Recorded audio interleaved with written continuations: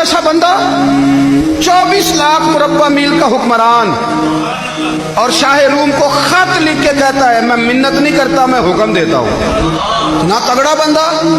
जंगे कादसिया के लिए हजरत साद बिन नबी वकास को भेजा, फतुह शाम पढ़ के देखें। हजरत उमर बड़े परेशान हैं, इतने दिन हो गए कोई रिपोर्ट ही नहीं आई। अब तो मोबाइल है ना, तो एक एक मिनट की रिपोर्ट लें आप, बल्कि आप एक एक मिनट की फोटो लें आप, रिपोर्ट तो दूर रह गई। हजरत उमर फारूक रज़ी अल्लाह तआला अन्हु बड़े परेशान है कि कादसिया में हजरत साद बिन नबी वकास के साथ लोग जिहाद करने गए, रिपोर्ट कोई नहीं आ रही। इतने परेशान थे कि बाहर निकल के ना उस रास्ते पे बैठ जाते जो रास्ता कादसिया की तरफ से आता था।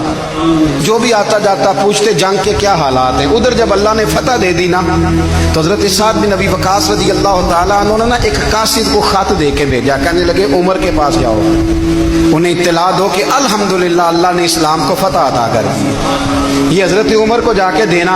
वो बड़े परेशान होंगे। वो जो उस जमाने में इस तरह होता था कि कई दूर दूर से सहाबा जो दूसरे शहरों के मुल्कों के रहने वाले होते थे, वो भी आकर शामिल हो जाते थे जिहाद में।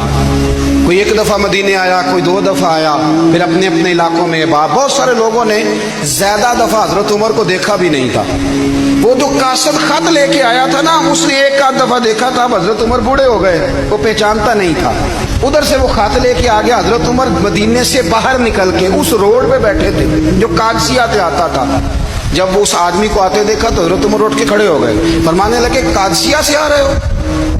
वो क्या कहता है? फटे पुराने कपड़े, टूटे हुए जूते, सर पे पुरानी पगड़ी। कहने लगे गुलाम मदीने के रहने वाले हो?